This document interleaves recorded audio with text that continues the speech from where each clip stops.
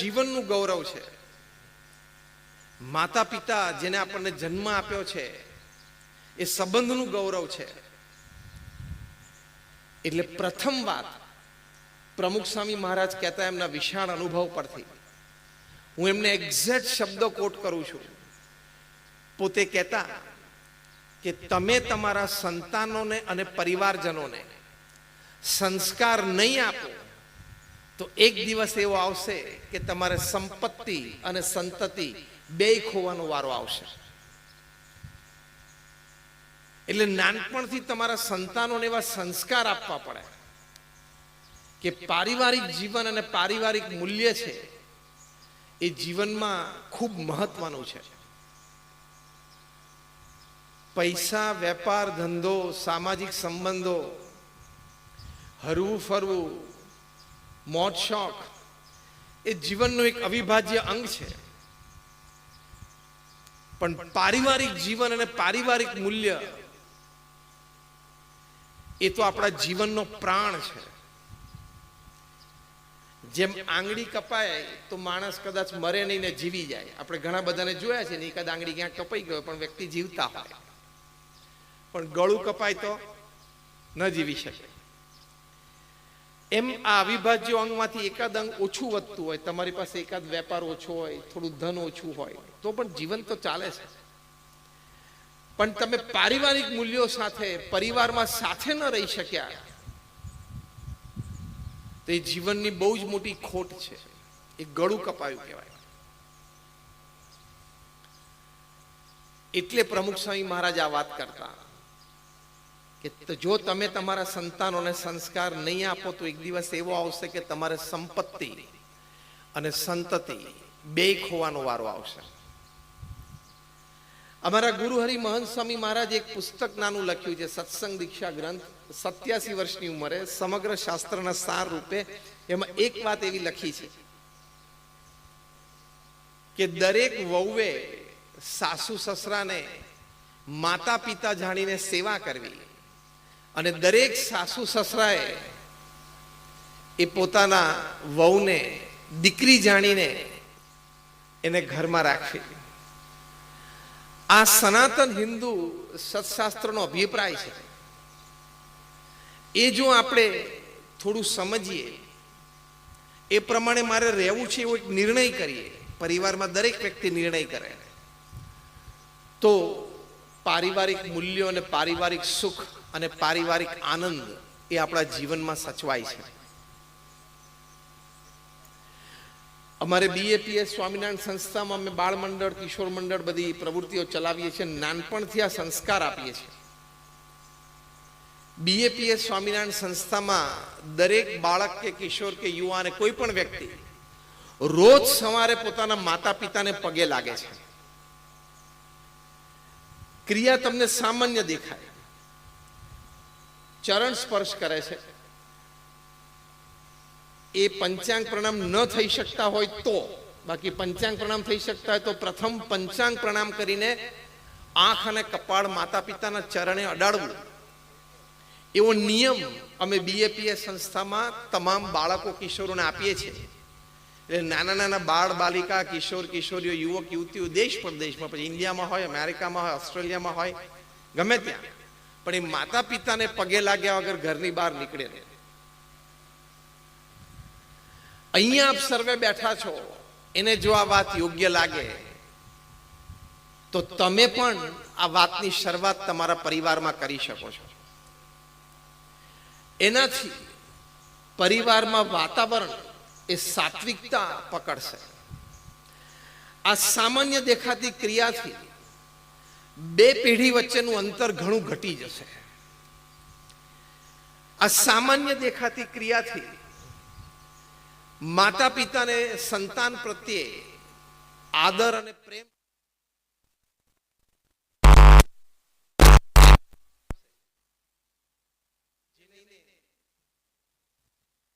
એ પરિવારમાં સુખ શાંતિ કાયમ રહેશે.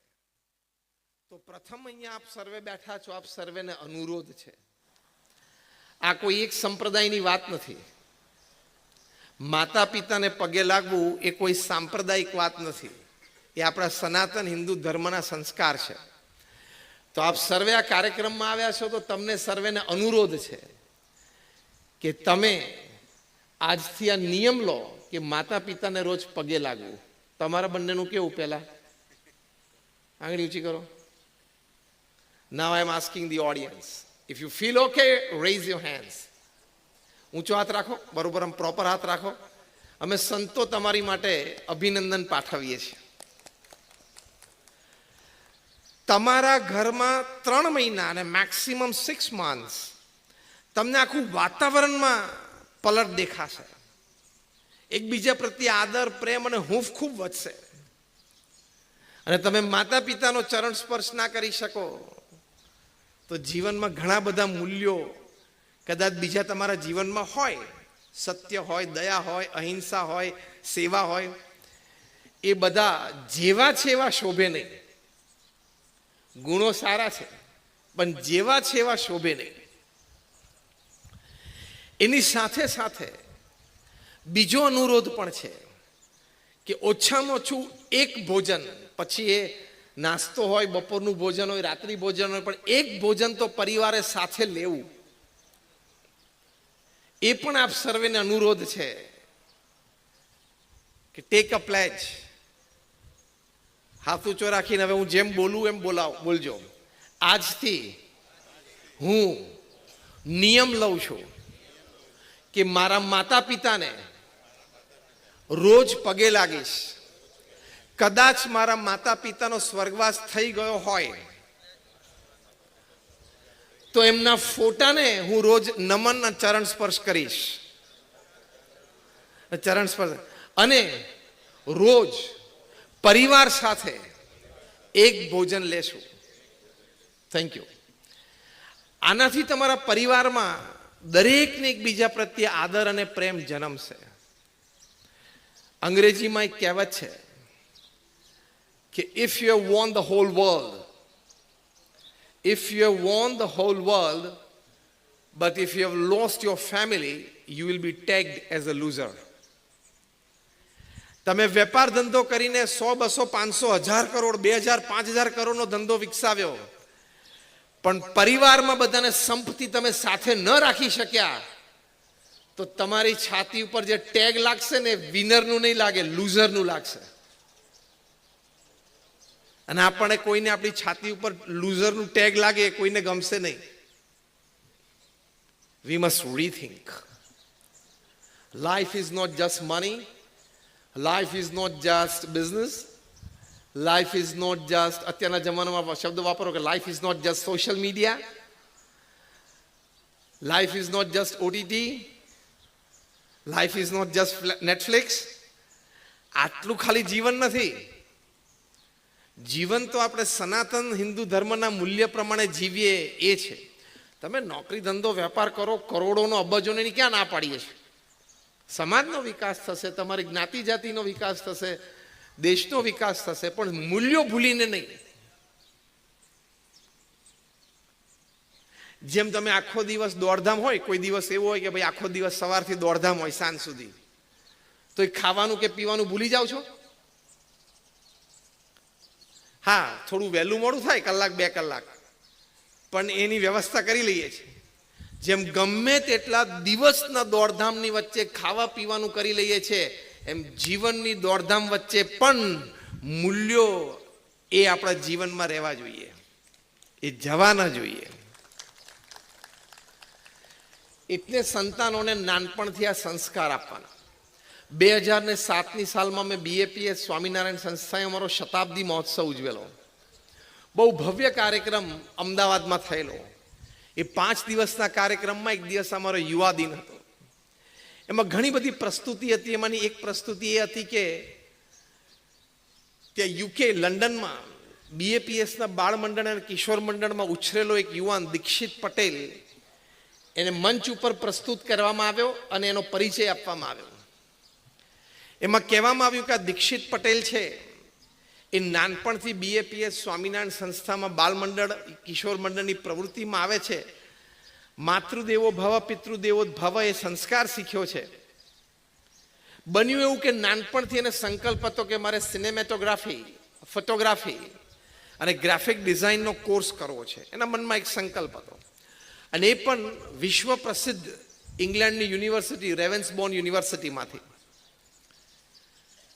અને સમયે એને ઓપન ટેસ્ટ આપી ક્રેક કરી અને એને પોતાના મનગમતા કોર્સ અને મનગમતી યુનિવર્સિટીમાં એડમિશન મળ્યું.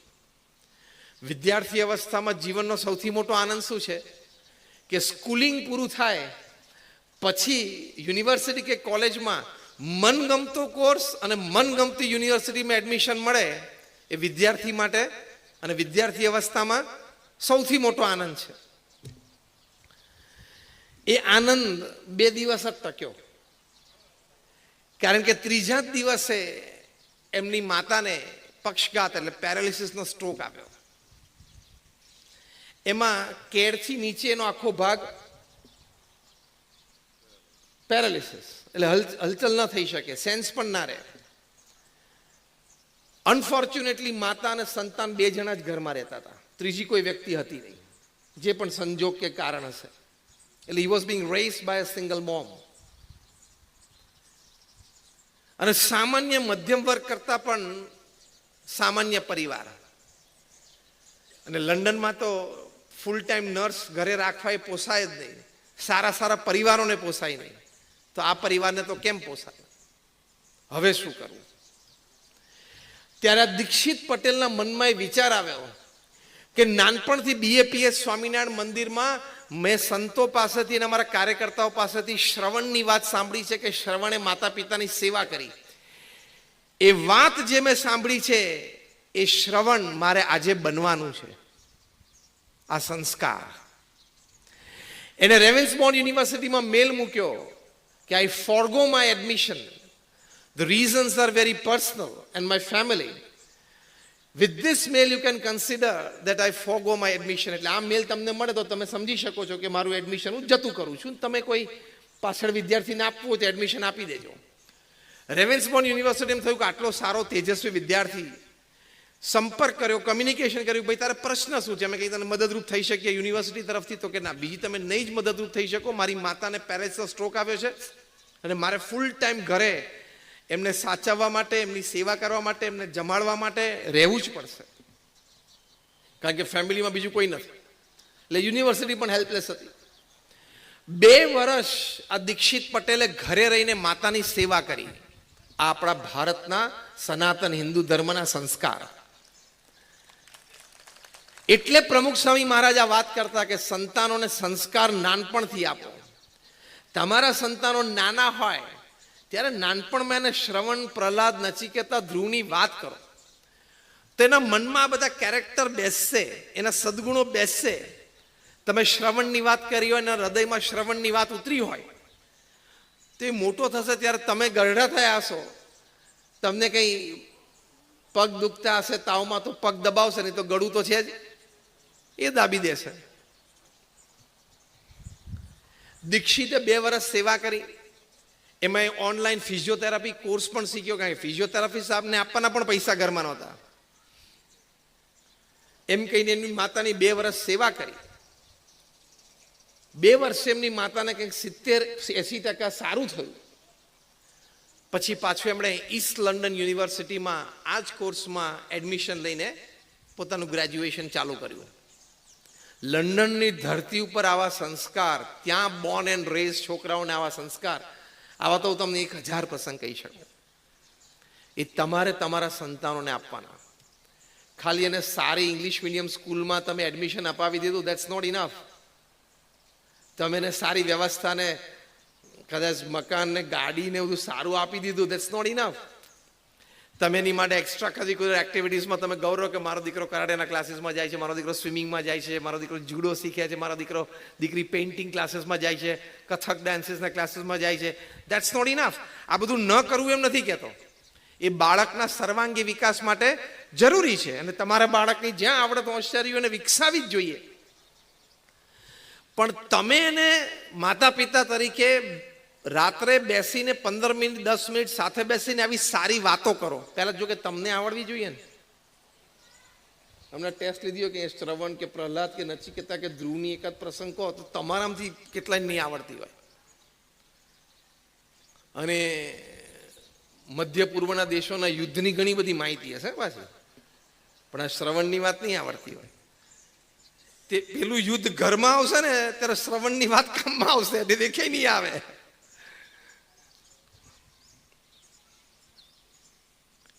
એટલે સંસ્કાર આપવાના. મેં કહ્યું એમ હજારો બાળકો આ બીએપીએસ સંસ્થામાં, અહીંયા અમારું બીએપીએસ સ્વામિનારાયણ મંદિર જામનગરમાં છે. કયા રોડ ઉપર કહેવાય મંદિર? ખંભાળિયા બાયપાસ ઉપર. તમે બધા જોયું હશે. Have you been there? એ મંદિરમાં દર રવિવારે આ બધા બાળકો કિશોરો, પછી આખા અઠવાડિયા દરમિયાન આખા શહેરમાં બાળકો કિશોરોને આ બધી વાતો સત્સંગમાં અમારા કાર્યકર્તાઓ કરે છે. એટલે આવો એક સમાજ તૈયાર થાય છે, જે અગત્યનું છે. અને આ સંસ્કાર તમે એને આપો, આ જીવંત વસ્તુ છે, આ સનાતન છે.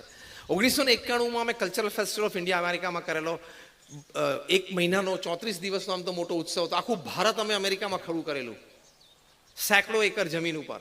Indian art, craft, design, culture, tradition, food, બધું જ. ભારતથી બધા આર્ટિસ્ટ રોજ સાંજે પરફોર્મ કરવા જતા હતા, હજારો લોકો માણતા હતા. એમાં અમે જે એક્ઝિબિશન ઊભું કરેલું એ બ્યુટીફુલ બોર્ડરલેસ વર્લ્ડ, સીમારહિત વિશ્વ, એમાં શ્રવણનો આ સ્પોટ મૂકેલો કે શ્રવણે મા બાપની સેવા કરી. 4, 5, 7, 10 પ્રેક્ષકો ભેગા થાય એટલે અમારા સ્પોર્ટ ગાઈડ છે, આખી વાર્તા કહે. એમાં એક ગ્રુપમાં જે ગ્રાઉન્ડ્સ અમે વાપરેલા, એમસીસી મિડલસેક્સ કાઉન્ટી કોલેજ, એમસીસીના ગ્રાઉન્ડ્સમાં આ એક્ઝિબિશન ને બધું હતું, આખો ફેસ્ટિવલ હતો. એના સેક્રેટરી હતા મિસ સિલ્વિયા, 35 વર્ષના બાઈ. એ પણ એક ગ્રુપમાં ઊભા છે. એને શ્રવણની વાત સાંભળીને શી સ્ટાર્ટેડ ક્રાઇંગ પ્રોફ્યુસલી. ધ્રુસકે રડવા માંડ્યા. એટલે અમારા સ્પોટ ગાઈડે કીધું કે ma'am, can I help you? તમને કંઈ મદદ કરી શકું? એટલે એને કીધું કે no, please leave me alone, I am comfortable. એ મિસ સિલ્વિયા ત્યાંથી બાકીનું એક્ઝિબિશન ન જોયું અને દોડીને સીધા પાર્કિંગ લોટમાં ગયા. પાર્કિંગ લોટમાંથી સીધી કાર લઈને સીધા ઘરડા ઘરમાં ગયા, વૃદ્ધાશ્રમમાં, જ્યાં અત્યારે આપણે બેઠા છીએ. અને માતા પિતાને મળ્યા અને કહ્યું કે તમારા કપડાં અને તમારી દવાઓ હું લઈ લઉં છું ગાડીમાં, તમે સીધા ગાડીમાં બેસી જાઓ. આજથી માંડીને તમારા જીવનના છેલ્લા શ્વાસ સુધી I am going to be Shravan for you. એટલે એના માતા પિતાએ શબ્દ શ્રવણ પહેલી વાર સાંભળ્યો કે વોટ ઇઝ ધીસ શ્રવણ? તો પેલી મિસ સિલ્વિયા લેડી કે let me tech you there. એટલે માતા પિતાને લઈને અમારા એક્ઝિબિશનમાં આવ્યા, બ્યુટીફુલ બોર્ડર CFI અમેરિકામાં. અને પેલા સ્પોટ ગાઈડને કીધું કે આ મારા માતા પિતા છે અને એના ઘરડા ઘરમાંથી 7-8 વર્ષ પછી હું મારા ઘરે પાછી લઈ જાઉં છું, તું આ વાત કર. અને આખી વાત કરી. અને માતા પિતાના આંખમાં પણ આંસુ આવી ગયા. ફરી વખત મિસ સિલ્વિયા, એમના આંખમાં પણ આંસુ આવી ગયા. અને માતા પિતાને ઘરે લઈ ગયા. પછી 1991 થી 2008 સુધી લગભગ 17 વર્ષ એમના માતા પિતા એમની સાથે રહ્યા. બંનેનો સ્વર્ગવાસ 3-4 વર્ષના ગાળામાં થયો, પણ છેલ્લો સ્વર્ગવાસ પછી 2માંથી એકનો 2008માં થયો. 1991 થી 2008 સુધી આ મિસ સિલ્વિયાએ એમના માતા પિતાની ઘરે રાખીને સેવા કરી. અમેરિકામાં બહુ અઘરું છે વ્યવસ્થા, system, long travelling, office hours, job hours, this that, બહુ ડિફિકલ્ટ છે. ઘરમાં કોઈ ડોમેસ્ટિક સર્વન્ટ હોય નહીં. લખપતિ કરોડપતિ હોય તો કપડાં તો જાતે જ ધોવાના, વાસણ તો જાતે જ ઉટકવાના. એની વચ્ચે આ મા બાપને રાખીને સેવા કરવી અઘરી છે. આપણે તો અહીંયા ઘણું સહેલું છે. મારે એટલું જ કહેવું છે કે જો એક અમેરિકાની ધરતી ઉપર શ્રવણની વાત કોઈને સ્પર્શી જતી હોય, અમેરિકાની ધરતી ઉપર શ્રવણની વાત સાંભળીને પોતાને માતા પિતાને ઘરે લઈ આવતા હોય, તો આપણા બધા અહીંયા બેઠા છે, આપણા લોહીમાં શ્રવણની સંસ્કૃતિ છે. આપણે આપણા મા બાપની સેવા કેમ ન કરી શકીએ?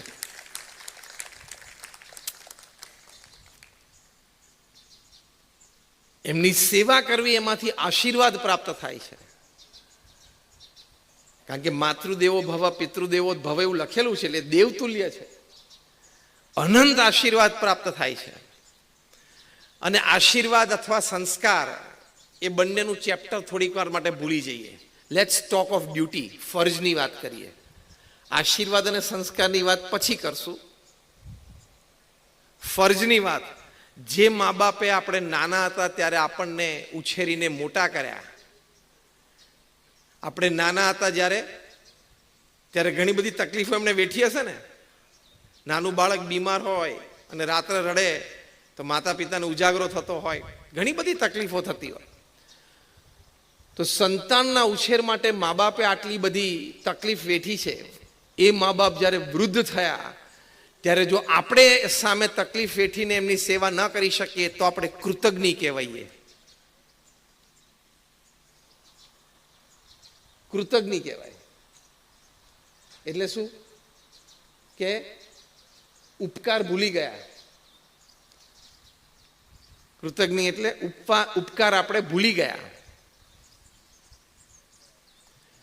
તમે મા બાપની સેવા ન કરતા હોય અને આખા ગામમાં તમે મોટા થઈને ફરતા હો ને, 17 જગ્યાએ બેસતા હોય સ્ટેજ ઉપર ને આગળની હરોળોમાં અને કાર્યક્રમોમાં તમારી નામની જાહેરાત થતી હોય, 50 જગ્યાએ તમે દાન આપતા હોય, એવરીથિંગ બીકમ ઝીરો. યાદ રાખજો, એવરીથિંગ ઇઝ ઝીરો.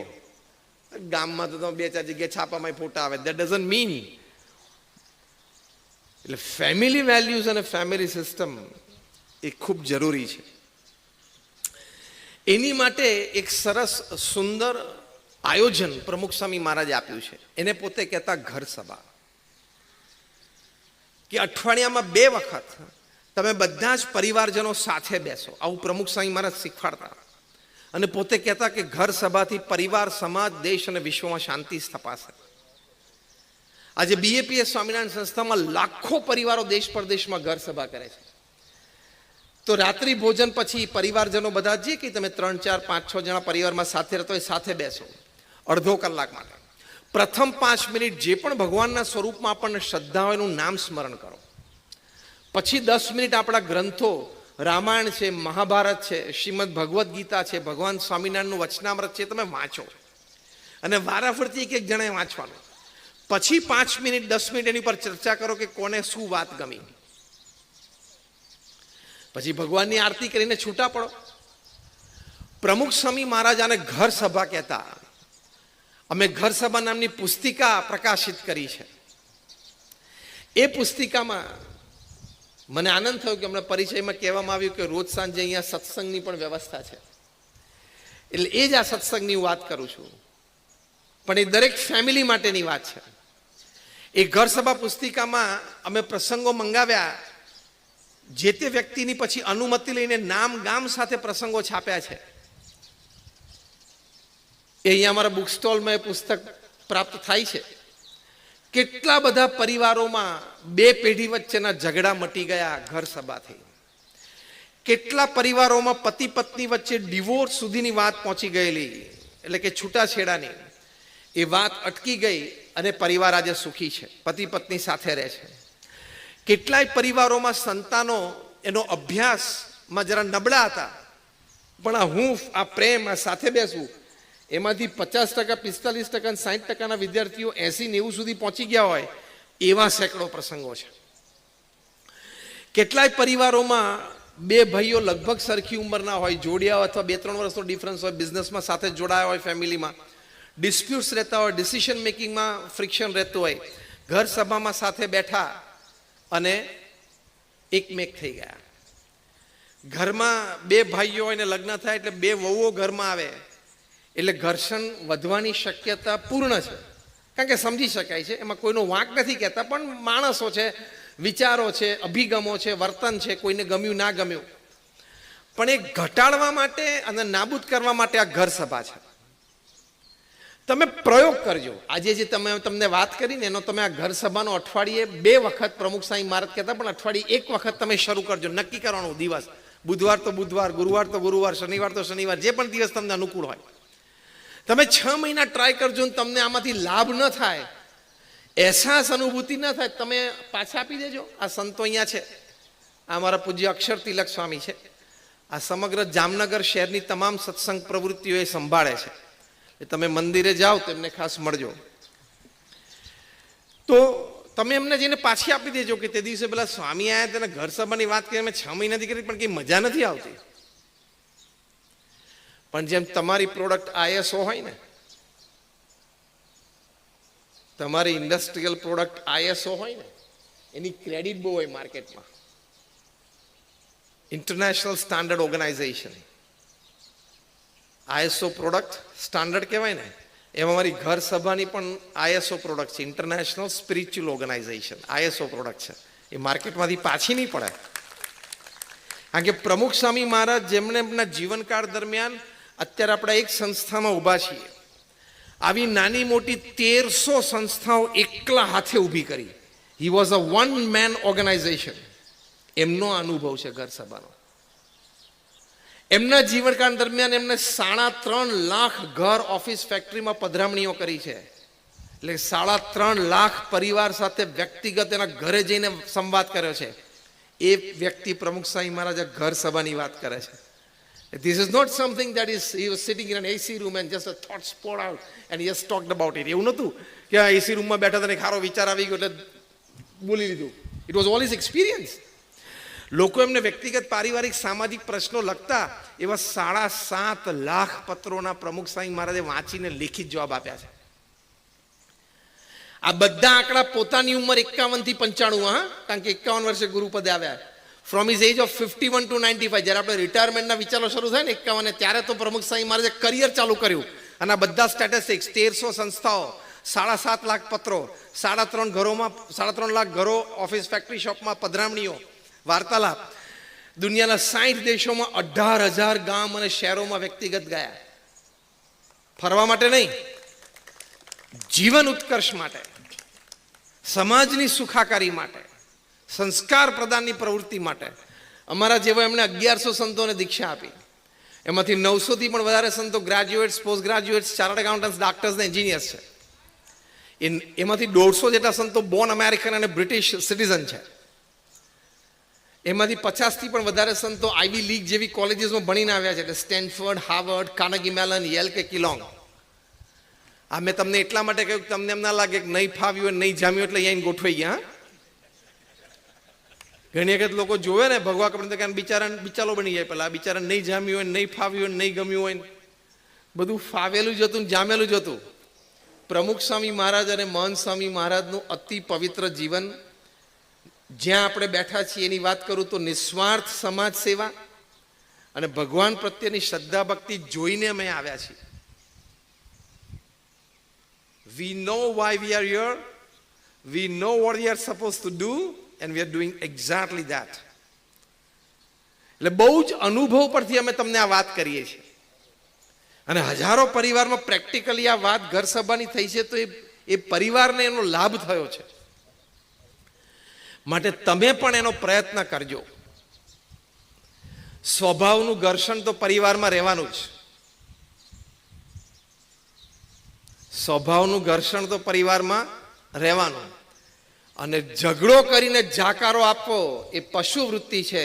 સમાધાન કરીને સમાવેશ કરવો એ મનુષ્ય વૃત્તિ છે. ઝઘડતા તો બધાને આવડે છે કે નહીં? હમણાં રાત પડશે ને, 12-1 વાગશે ને, તમને તમારે ફ્લેટમાં બારીમાંથી, ગેલેરીમાંથી, ઘરમાંથી કૂતરાઓનો અવાજ આવશે કે રોડ ઉપર બધા કૂતરાઓ ભસવા માંડ્યા. એટલે અબુધ પશુને પણ ઝઘડતા આવડે છે. રાત્રે 12 વાગે અડધા ટુકડા રોટલા માટે ઝઘડે અને એક્ઝેક્ટ 12 કલાક પછી બપોરે 12 વાગે બીજે દિવસે આપણે અડધા એકર જમીન માટે ઝઘડીએ. વૃત્તિ તો સરખી જ છે. સમાધાન અને સમાવેશ એની ઉપર મદાર રાખો તો જીવનમાં તમને આનંદ થશે. સમાધાન અને સમાવેશ,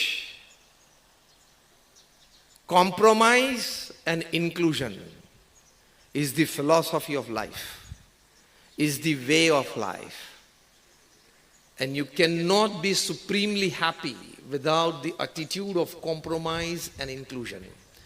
તમે જીવનમાં શ્રેષ્ઠ આનંદ સમાધાન અને સમાવેશના અભિગમ વગર ક્યારેય પ્રાપ્ત ના જ કરી શકો. એટલે માતા પિતા જે અહીંયા બેઠા છે બધાને અનુરોધ છે કે સંતાનોને આ સંસ્કાર આપો નાનપણથી. તમારા સંતાનો મોટા થઈ ગયા કે નાના હોય પણ રોજ અઠવાડિયામાં 1 વખત કે 2 વખત ઘર સભા કરો. અને આવા સારા સદગ્રંથો, તમે રામાયણ અને મહાભારત જેવા સદગ્રંથો ભારતીય સનાતન હિન્દુ ધર્મ એ તમામ આપણા આવડા મોટા ધર્મ ઉપર ભગવાનની આટલી કૃપા કે આવા મહાન બે ગ્રંથો આજે આપણા જનજીવનમાં છે.